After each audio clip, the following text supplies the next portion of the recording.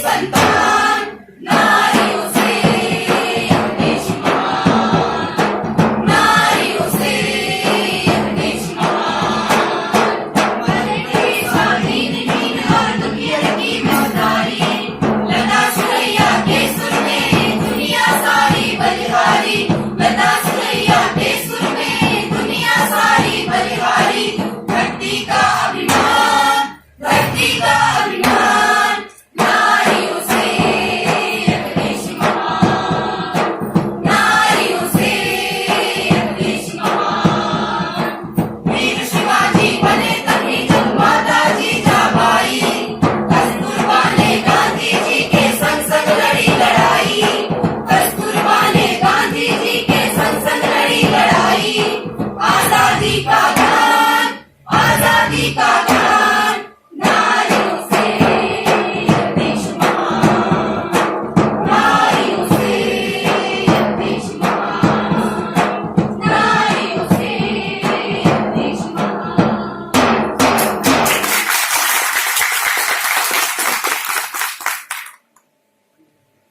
जी हाँ, नारियों से ये देश महान और कस्तूरबा इस देश की शान। क्योंकि घर और आश्रमों तक सीमित होने के बावजूद कस्तूरबा के व्यक्तित्व में अपनी एक अलग ही विराटता है। वास्तव में मोहनदास करमचंद गांधी की धुरी कस्तूरबा ही थी। बापू के गर्विष्ठ पति होने के बाद जब जरूरत मालूम हुई, वह उन्हें चेतावनी देने में पीछे नहीं रही। उनके जैसी सरल पत्नी अपने गर्वीले पति को उनके अधिकार और कर्तव्यों के प्रति चेता सकती है, तो अपनी जिम्मेदारी को पूरी तरह समझती भी।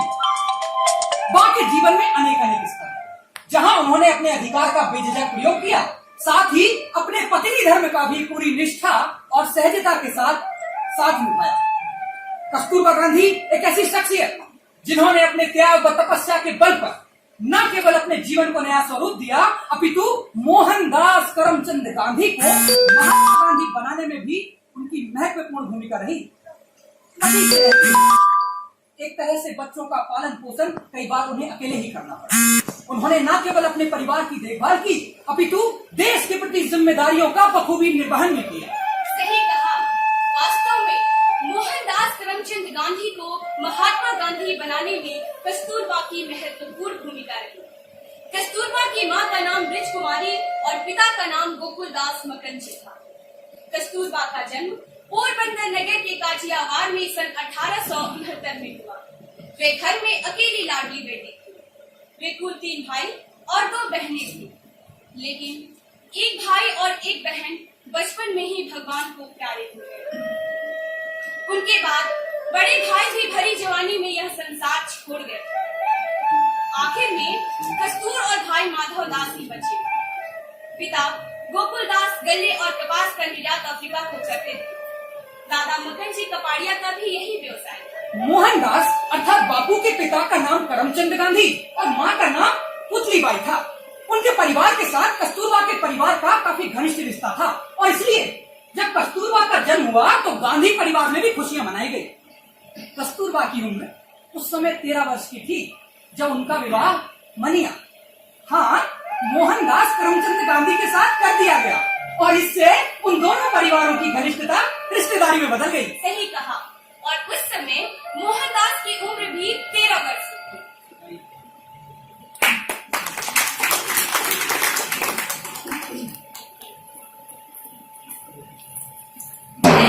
कस्तूर बचपन से ही घर भर में सबकी लाडली। पता है मेरा घर कहाँ था? पूछो पूछो। कहाँ था? अरे वही तेरे बापू के घर के पीछे, यानी कि मनिया के घर के पीछे। बचपन में सब बापू को मनिया कहकर बुलाते थे, जहाँ पे मैं और कई सारे बच्चे उनके आंगन में खेलने जाते थे। चलो चलो खेलते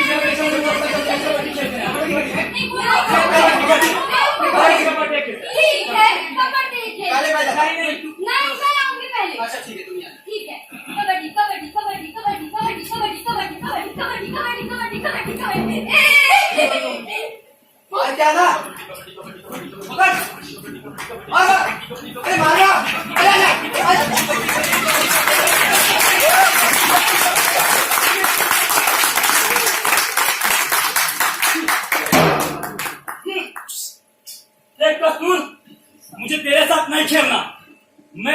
6 महीना बड़ा हूँ, फिर भी तू मेरा लिहाज नहीं करती और मुझे हरा देती है। तुम्हें किसने कह दिया तुम मुझसे बड़े हो? मेरी माँ तो कहती है मैं तुमसे उम्र में 6 महीने बड़ी हूँ, और किसी ने तुम्हें बड़ा कह दिया तो तुम बड़े हो गए क्या? इसमें क्या, तुम बड़े हो भी तो क्या मैं तुम्हें हरा नहीं सकती?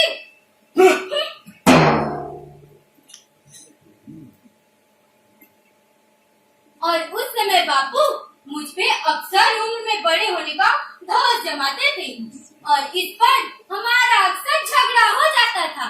हमारे झगड़े में बापू की बात, जिन्हें मैं मोटी बात कहती थी, अक्सर मेरा पक्ष लेती थी।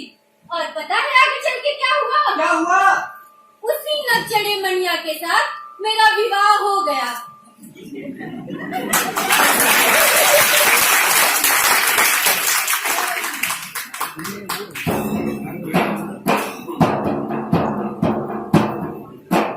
सांझी की अइली बरतियानु हो, सुबह भइली बिदाई, चुटकी भर सिंदूरा करनवानु हो, बेटी भइली पराई, चुटकी भर सिंदूरा करनवानु हो, बेटी भइली पराई।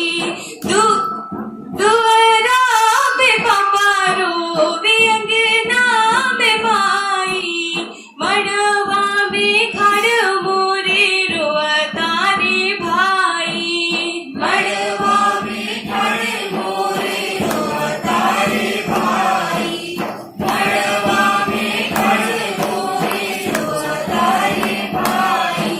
घरवा में रोवे भौजाई नु हो, बेटी भइली पराई, चुटकी भर सिंदूरा करनवानु हो, बेटी भइली पराई, चुटकी भर सिंदूरा करनवानु हो, बेटी भइली पराई। गौआ के सखी छुटले छुटले बाप माई, बुआ फूफा सब कहे भइलू पराई, बुआ फूफा सब कहे भइलू पराई, बुआ फूफा सब कहे भइलू पराई। सुसुकी भैया रोवेले हो, बहिना भइलू पराई, चुटकी भर सिंदूरा करनवानु हो, बेटी भइली पराई, बेटी भइली पराई, बेटी भइली पराई।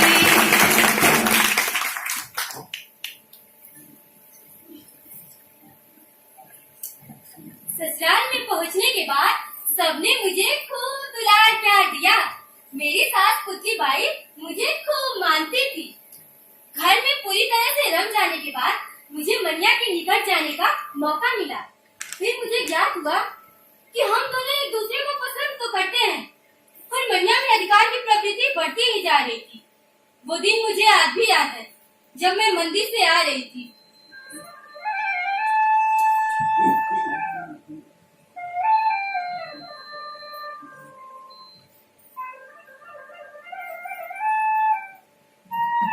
दो तीन दिन से देख रहा हूँ, तुम न जाने कहाँ कहाँ घूमती रहती हो, और वो भी बिना मुझसे पूछे। बा के साथ मंदिर गई थी। बा कहती है मंदिर जाने से मन नहीं भटकता है, इसीलिए चली गई थी। मैंने कहा था मुझसे बिना पूछे तुम कहीं नहीं जाओगी, और लौट कर आओगी तो बताओगी कि तुम कहाँ गई थी, मगर तुम जहाँ चाहती हो जा देती हो। क्या तुम चाहते हो कि बा की जगह तुम्हारा आदेश मानूं? अगर घर के लोग कहीं जाने के लिए कहें तो क्या मैं मना कर दूं? लगता है कि तुम मेरे प्रति वफादार नहीं हो, तुम्हें मेरे प्रति वफादार रहने की शपथ लेनी होगी। ये सब बातें तुम्हें कौन सिखा रहा है कि मैं तुम्हारे प्रति वफादार नहीं हूँ? क्या सासू माँ कही जाती है तो ससुर जी से पूछ के जाती है, या जेठानी को भी करना होता है तो पूछती है। सबकी बातें छोड़ दो। गंगा जो कि मेरे ही साथ इस घर में ब्याह कर आई थी, वो कहीं जाने के लिए पति को ढूंढने नहीं जाती। आखिर तुम मेरे ऊपर पाबंदियां क्यों लगाना चाहते हो? मैं इनके बारे में नहीं जानता, तुम्हें मेरे साथ रहना है तो मेरे हिसाब से रहना होगा।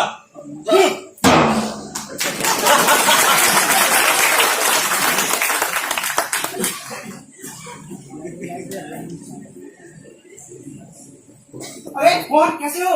मैं ठीक हूँ दोस्त, तुम कैसे हो? अरे बढ़िया। क्या हालत बना रखी है ये? इतने ढीले ढीले हो गए हो।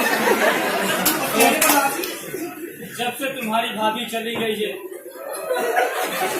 तब से मेरा मन नहीं लग रहा है। यहाँ रहती थी तो मेरा कितना ख्याल रखती थी, लेकिन मैं हमेशा उसे झगड़ता रहता था। पता नहीं दोस्तों कैसी होगी और किस हाल में होगी। अरे परेशान मत हो भाई, भाभी मायके में ठीक ही होगी। अच्छा ठीक है दोस्त, मैं चलता हूँ, मुझे कुछ काम है। ठीक है, अपना ख्याल रखना।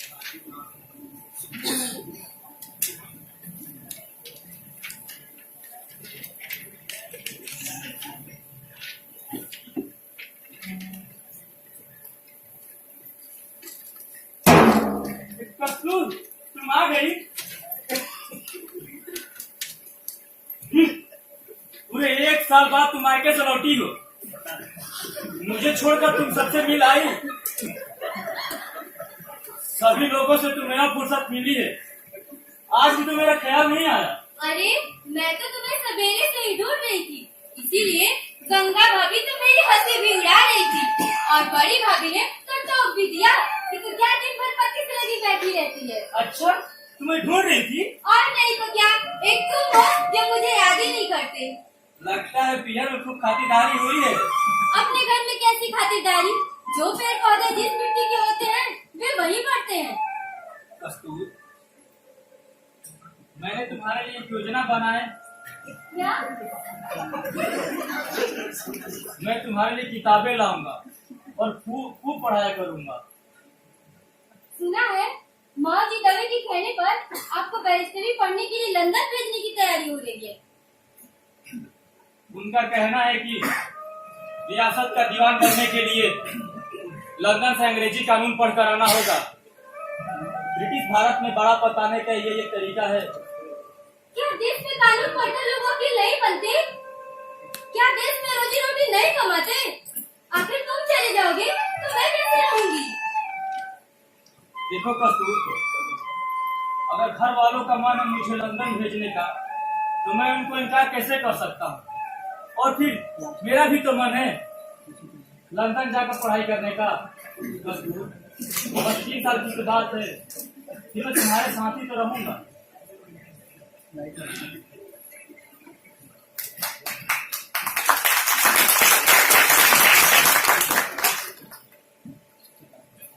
कस्तूरबा ने उस समय हरिलाल को जन्म दिया था।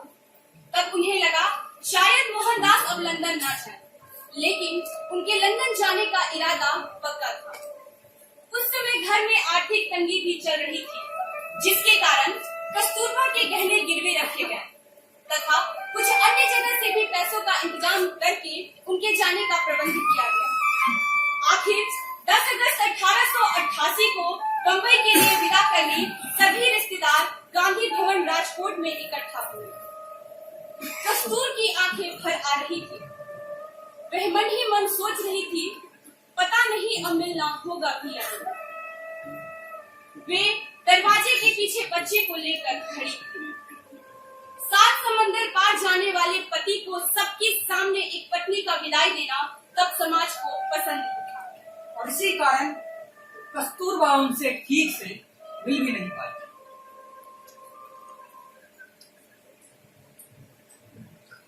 अब मैंने भी ठान लिया कि मनिया के बिना ही रह लूंगी और उसके बिना ही लड़ लूंगी।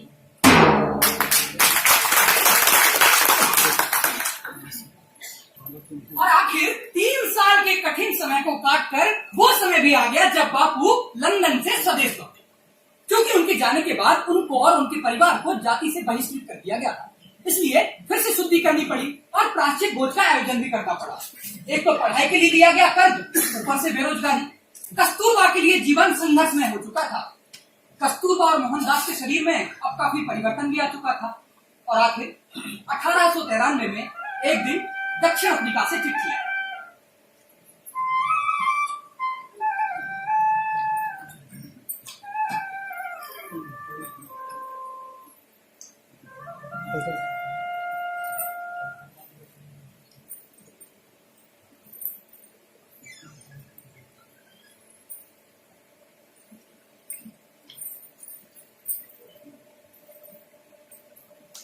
कस्तूर दक्षिण अफ्रीका से दादा अब्दुल्ला एंड कंपनी की चिट्ठी लाई। मुझे 1 साल के लिए एग्रीमेंट पर दक्षिण अफ्रीका जाना है। क्या फिर मुझे छोड़कर चले जाओगे? अर्थात तुम्हारी उपस्थिति में बच्चों के साथ मुझे फिर अकेले ही रहना होगा।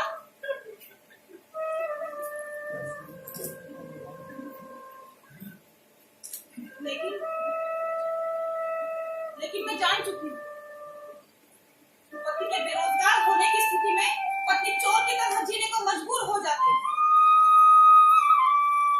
लेकिन अब मैं परनिर्भर महसूस नहीं करना चाहती। हालांकि जेठ जी यही कोशिश करते हैं कि मुझे और बच्चों को कभी कोई बेगानापन महसूस न हो। लेकिन उनकी भी एक सीमा है, इसलिए मैं तुम्हें नहीं रोकूंगी।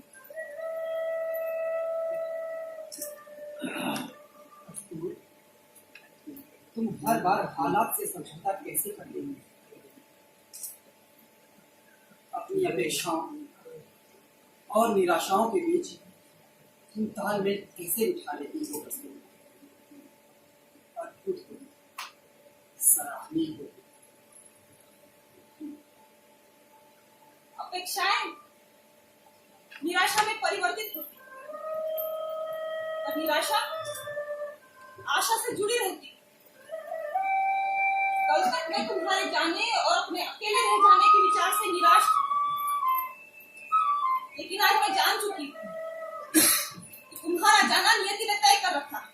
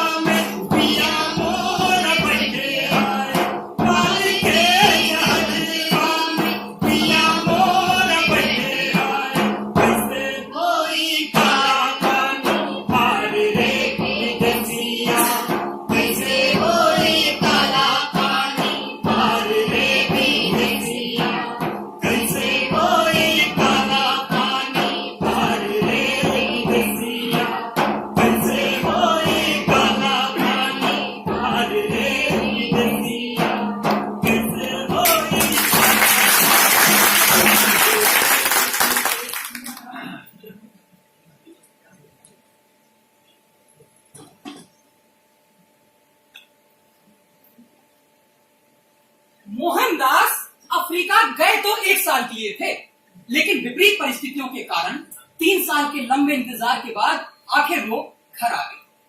पहली बार उन्होंने कस्तूरबा से कहा कि वे उन्हें और बच्चों को अपने साथ दक्षिण अफ्रीका ले जाना चाहते हैं।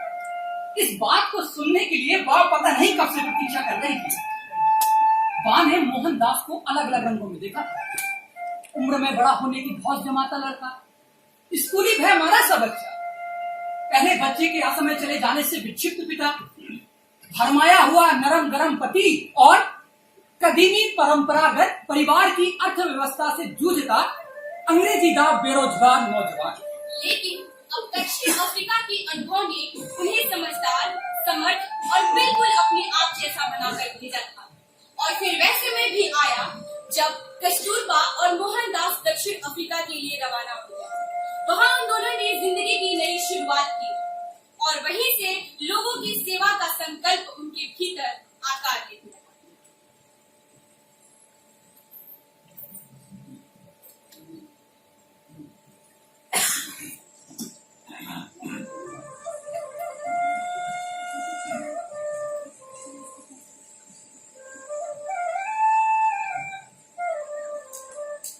देखो कस्तूर, दफ्तर के कुछ भारतीय कर्मचारी, इनके पास रहने के लिए कोई जगह नहीं। हमारा घर तो काफी बड़ा है, अगर इन्हें हम थोड़ी सी जगह दे दें तो इनकी सारी मुश्किलें आसान हो जाएं। ये तो अच्छी बात है, मुझे कोई आपत्ति नहीं। वैसे भी हम दोनों के लिए ये घर काफी बड़ा है। अगर वे लोग भी आ जाएंगे तो घर में अकेलापन भी नहीं लगेगा और चहल पहल भी रहेगी। कस्तूर, मुझे तुमसे यही उम्मीद है। और हाँ, एक बात और, मजदूरों की बस्ती में निमोनिक प्लेग फैल गया है। पीड़ित लोगों को बस्ती से अलग रखा गया है। मुझे तुरंत जाना होगा। पता नहीं वहां क्या हो रहा होगा। मैं भी तुम्हारी सहायता के लिए तुम्हारे साथ चलूंगी। नहीं, मैं तुम्हें साथ नहीं ले जा सकता। हाँ, अगर तुम सेवा करना ही चाहती हो तो भारतीय मजदूरों की बस्ती में जाकर महिलाओं को 3 बातें समझाओ। ये कौन सी बात है? स्वस्थ कैसे रहा जाए, सफाई के नियम और प्लेग के लक्षण बताओ। दूसरों को इससे कैसे सावधान रखा जाए, ये समझाओ। परंतु न जाने मुझे ऐसा क्यों लगता है कि उन लोगों को समझाना बिन मांगे सलाह देने जैसी बात होगी। किंतु उन सबकी भलाई के लिए मैं बस्ती जाकर उन लोगों को जागरूक करने का कार्य जरूर करूंगी। ठीक, चलो बस्ती जाते हैं।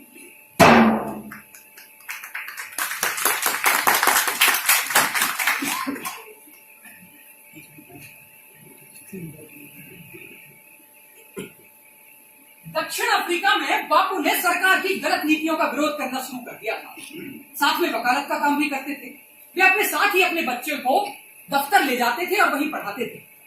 एक दिन मणिलाल का चश्मा घर छूट गया तो बापू ने उससे कहा, जाओ और चश्मा लेकर आओ।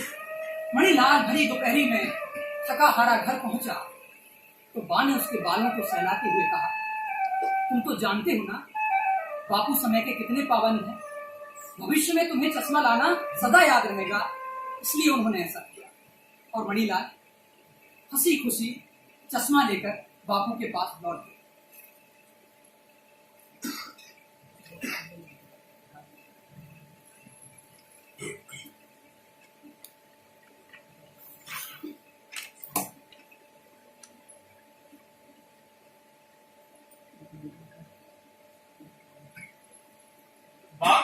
ये व्यक्ति तार लेकर आया है। कार? उसे अंदर बुलाओ।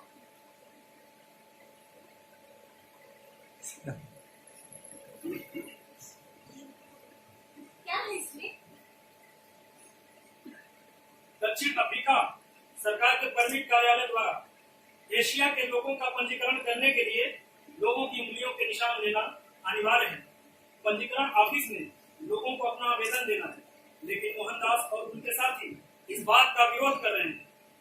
पंजीकरण न करने के जुर्म में मोहनदास और उनके साथियों को 2 महीने कारावास की सजा दी जाए। सजा? मैंने सुना है इस देश में कैदियों को काल कोठरी में डाल दिया जाता है। पहनने के लिए मोटे और दूसरे कैदियों के उतरे हुए गंदे कपड़े दिए जाते हैं।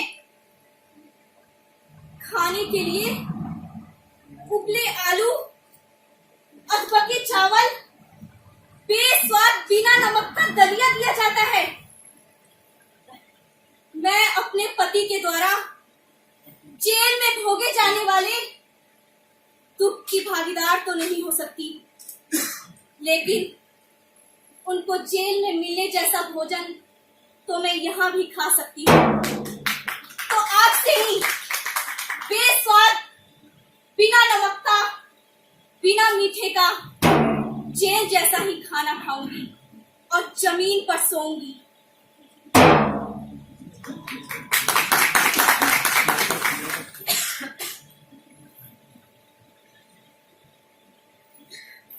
बेस्वाद और निम्न भोजन करने के कारण कारण कस्तूरबा बीमार पड़ गई। उनकी बीमारी का समाचार सुन के बापू ने उन्हें जेल से एक चिट्ठी भेजी।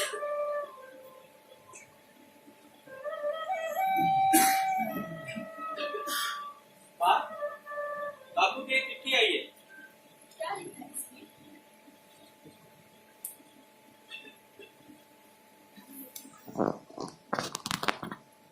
प्रिय कस्तूर, मिस्टर वेस्ट ने तुम्हारी तकलीफ की सूचना मुझे दी। हालांकि तुम्हारे स्वास्थ्य को लेकर चिंतित हूँ, पर मैं ऐसी स्थिति में नहीं हूँ कि वहां पहुंचकर तुम्हारी देखभाल कर सकूं। तुम जानती हो कि मैंने इस संघर्ष के लिए जीवन में सब कुछ छोड़ दिया। मैं उम्मीद करता हूँ कि अगर तुम हिम्मत रखोगी और ठीक से खाओगी पियोगी तो तुम बेहतर अनुभव करोगी। कस्तूर, मैं तुम्हें बेहद प्यार करता हूँ। तुम्हारे चले जाने के बाद भी मैं तुम्हें उसी तरह प्यार करता रहूंगा। तुम मेरे लिए सदा जीवित रहोगी। तुम्हारी आत्मा अमर है। मेरा संघर्ष केवल फैशन के विरुद्ध ही नहीं, प्रकृति के विरुद्ध भी है। मैं आशा करता हूँ कि तुम मेरी बात समझोगी और नाराज नहीं होगी। तुम्हारा मोहनदास।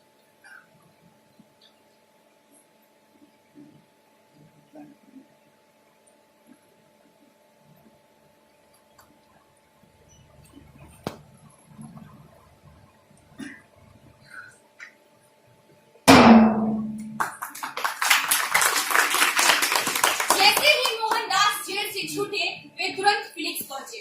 फिलिक्स पहुंचकर पतली दुबली और कमजोर हो चुकी कस्तूरबा की हालत को देखकर वे चकित रह गए।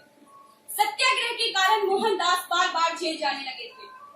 बापू की अनुपस्थिति में वह आश्रम और लोगों का ख्याल रखती थी और आखिर वह समय भी आया जब पहली बार बापू जेल जाना।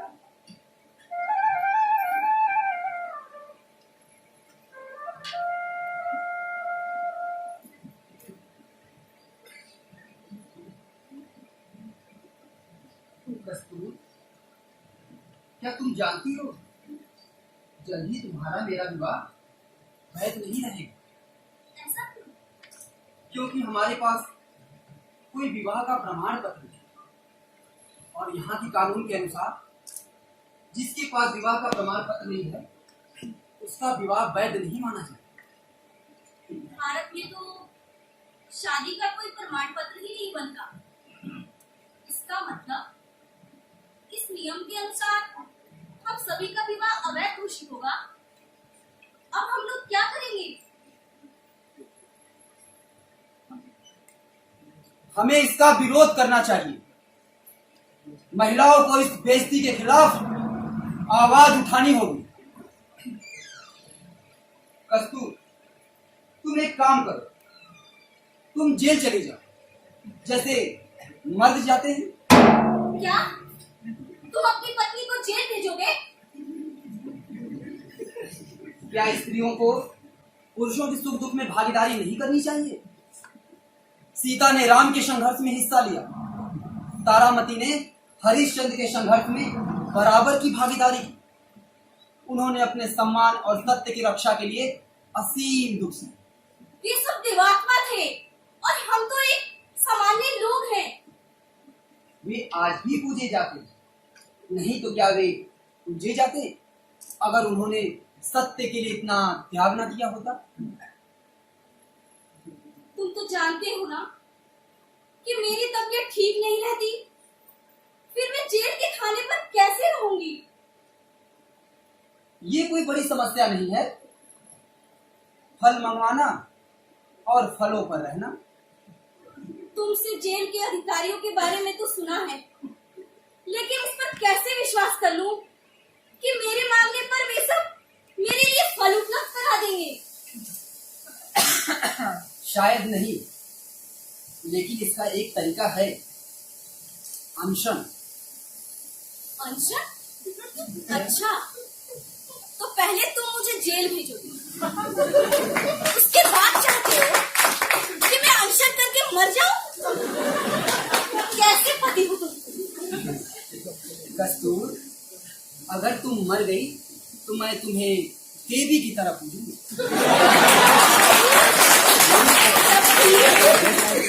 अगर ऐसा ही है तो मैं जेल जाऊं, जिससे तुम्हें पूजा करने का मौका मिले।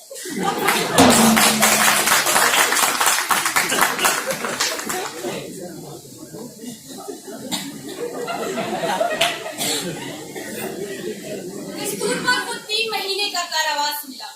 उनके संघर्ष के कारण अंत में वहां की सरकार को इस कानून को रद्द करना पड़ा। यह कस्तूरबा की पहली जीत थी। सन 1915 में गांधी जी के साथ सारा परिवार भारत लौटा। उन्होंने अहमदाबाद में पहले कोचरब और फिर साबरमती आश्रम की स्थापना की। वह आश्रम में लोगों का ख्याल रखती थी और उन्होंने आश्रम के कार्यभार का संचालन का कार्यभार बापू को सौंपा। सन 1917 में बापू को बिहार के चंपारण में नील की खेती करने वाले किसानों की दुर्दशा के बारे में बताया गया। और बापू ने वहां पहुंचकर चंपारण आंदोलन की शुरुआत की। वहां पर महिलाओं को शिक्षा के प्रति, साफ सफाई के प्रति जागरूक कर रही थी और उन महिलाओं को अपने अधिकारों के प्रति आवाज उठाने के लिए प्रेरित भी कर रही थी। सन 1918 में बा ने चंपारण से विदा ली। बा के जाने से वहां की महिलाएं दुखी और आहत थी। बा वहां से सीधा साबरमती पहुंची, जहां पर लोग चरखे से सूत काटने में लगे थे। बा ने भी काटना शुरू कर दिया और जल्द ही आश्रम की श्रेष्ठतम चरखा नवाज बन गए।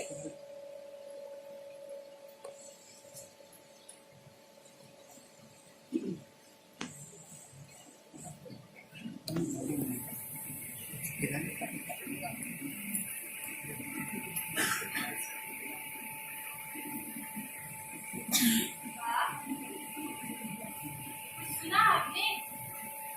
बापू ने रॉलेट एक्ट का विरोध करने के लिए देश भर में हड़ताल रखने को कहा। वे अपने स्वास्थ्य की परवाह किए बिना देश भर में यात्राएं कर रहे हैं। मैं समझ गई। एक ही उद्देश्य है, देश की आजादी।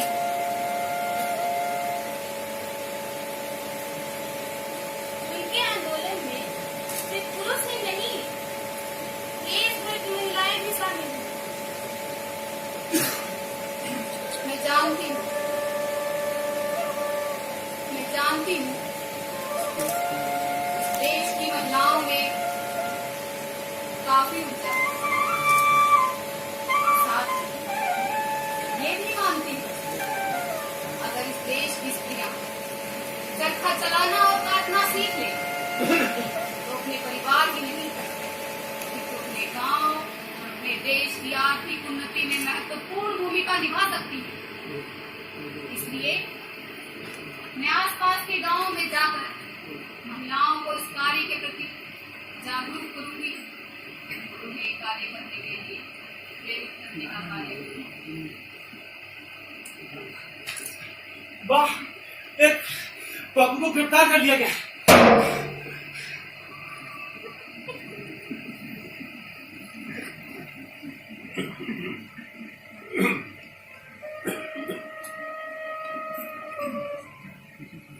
मैं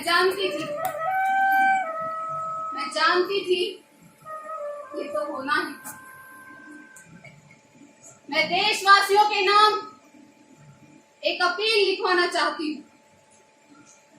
लिखो।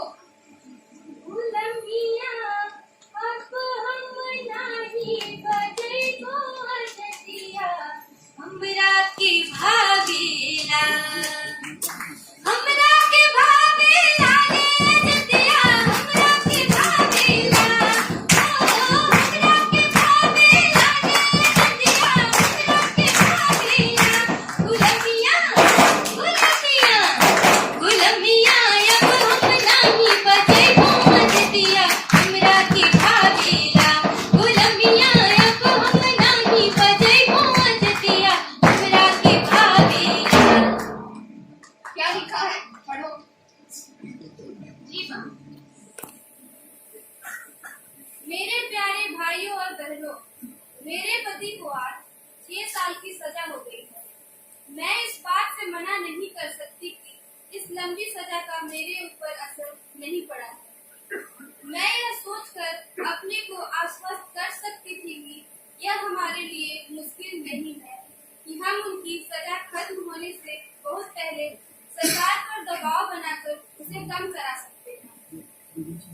जो पुरुष और स्त्री मेरे लिए महसूस करते हैं और मेरे पति के प्रति सम्मान रखते हैं, वे हृदय से कांग्रेस के रचनात्मक कार्यक्रम में जुट जाएं और उसे सफल बनाएं। हमारी यह सफलता केवल जन साधारण की आर्थिक समस्याओं का समाधान ही नहीं करेगी, हमें अपनी राजनीतिक गुलामी से मुक्ति भी दिलाएगी। गांधी जी के विश्वास के प्रति भारत का पहला उत्तर यही होगा, सब पुरुष और स्त्रियां विदेशी कपड़ों का परित्याग करें, खादी का इस्तेमाल करें। सब महिलाएं काटना और सूत बनाना अपना धर्म बना लें, दूसरों को भी उसके लिए प्रेरित करें। सब व्यवसायी विदेशी सामान बेचना खरीदना बंद कर दें। सभी देशवासी विदेशी सामान खरीदना और बेचना बंद करें।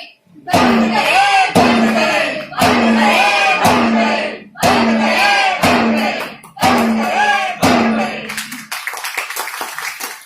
सन 1930 में नमक पर टैक्स लगाए जाने के विरोध में गांधी जी ने दांडी यात्रा की घोषणा कर दी। दांडी के शांत समुद्र तट पर असहयोग का ऐसा बिगुल बजा कि दूरस्थ की सत्ता कांप उठी। उस दौर में डॉक्टर भीमराव अंबेडकर दलितों के उत्थान के लिए प्रयासरत, गांधी जी भी हरिजन उत्थान के कार्यक्रम चला रहे थे। डॉक्टर अंबेडकर दलितों के लिए अलग निर्वाचन क्षेत्र चाहते थे, लेकिन गांधी जी को लगता था ये हिंदू में से हिंदू को काटने की अंग्रेजों की एक चाल है, और आखिर उन्होंने अलग मताधिकार प्रावधान के खिलाफ उपवास का संकल्प ले लिया। 1932 में उनका स्वास्थ्य तेजी से गिरता जा रहा था, सरकार तनाव में आ गई और आखिर में मिलकर एक रास्ता निकाला गया कि अलग मताधिकार देने के स्थान पर दलितों को आरक्षित चुनाव क्षेत्र दिए जाएंगे। इसके बाद गांधी जी ने अपना उपवास तोड़ लिया। जेल के इंस्पेक्टर मिस्टर डोयल ने बाग को बधाई दी और कहा, आप ही हैं जिसने मिस्टर गांधी को यर्मना पैक्ट पर हस्ताक्षर होने तक जीवित रखा। सन 1942 में भारत छोड़ो आंदोलन की शुरुआत हो गई और इस आंदोलन के तहत पहले महात्मा गांधी को और फिर कस्तूरबा गांधी को गिरफ्तार कर लिया गया और उन्हें आगा खां पैलेस में कैद करके रखा गया, जहां कस्तूरबा ने अपनी जीवन की अंतिम सांस ली।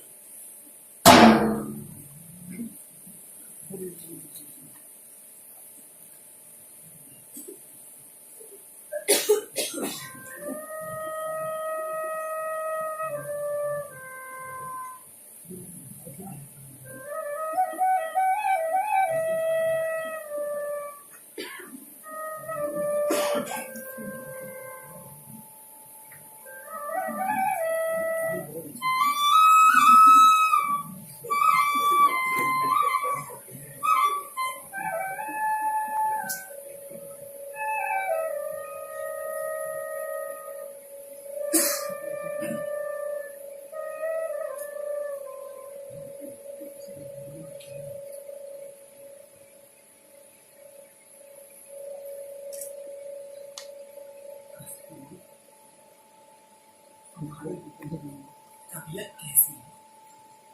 अगर तुम्हारी तबीयत ठीक हो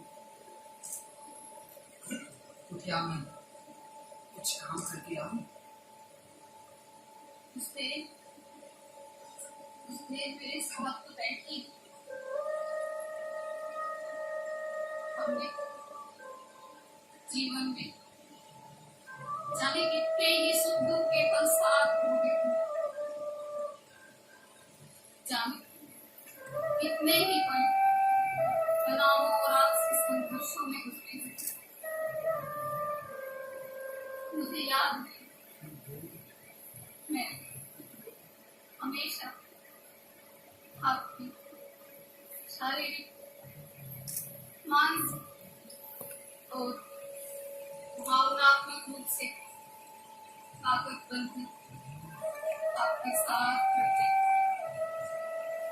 तब भी जब आप अनेकों बार मुझे अकेला छोड़कर गए, और तब भी जब आपने अपने आदर्शों और अपने मूल्यों के लिए मेरी कड़ी परीक्षा ली।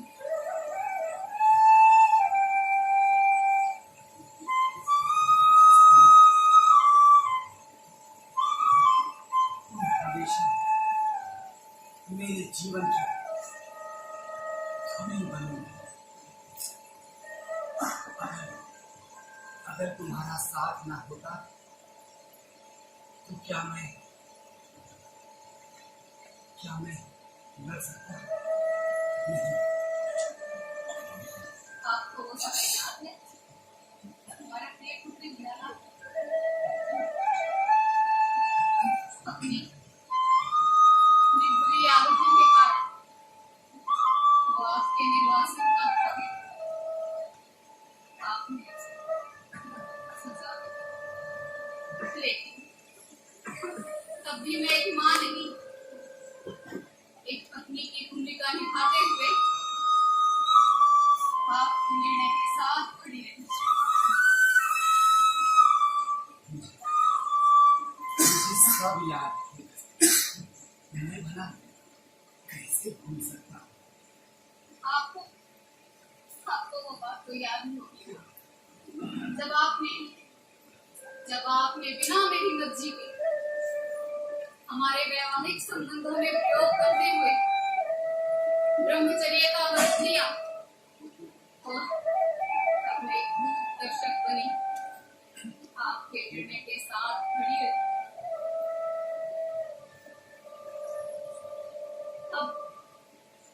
अब अंतिम समय अपने अंतिम समय में ये चाहती हूँ कि मेरे जाने के बाद कोई ना रोए।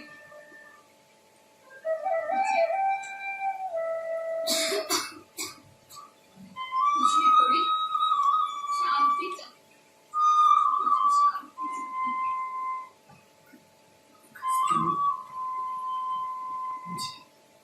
मुझे सब याद है। मैं आपसे एक वचन चाहती हूँ।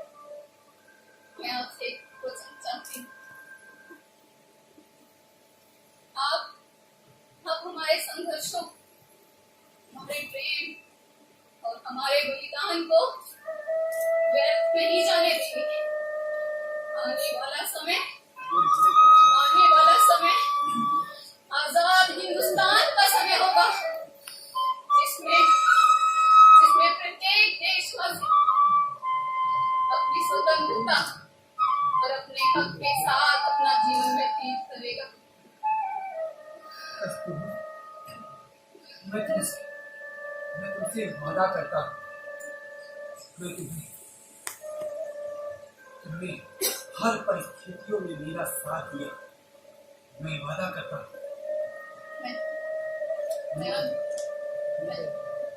अंतिम समय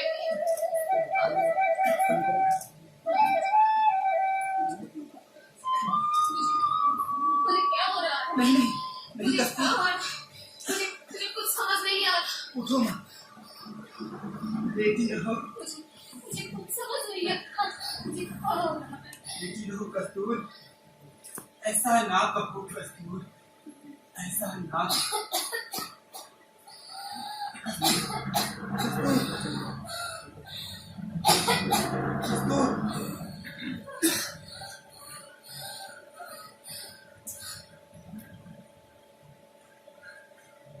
कस्तूर, कस्तूर।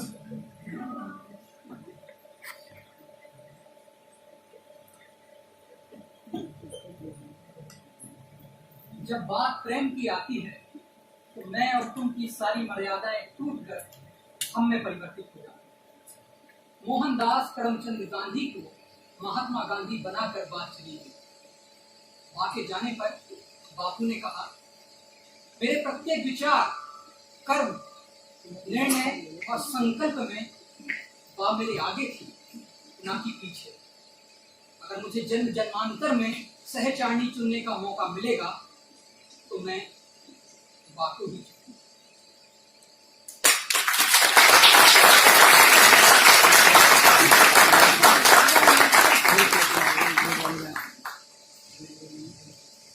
चोला माटी के कर का बनवा भरोसा, चोला माटी के